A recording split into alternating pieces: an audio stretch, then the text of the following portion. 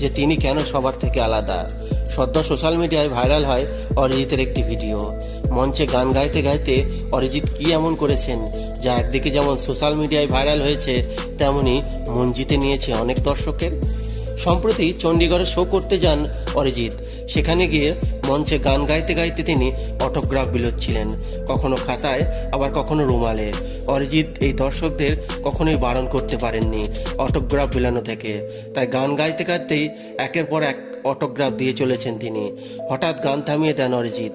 তিনি বলেন, এখানে একজন মহিলা বলছেন আপনি এইসব থামিয়ে দিয়ে গান করুন।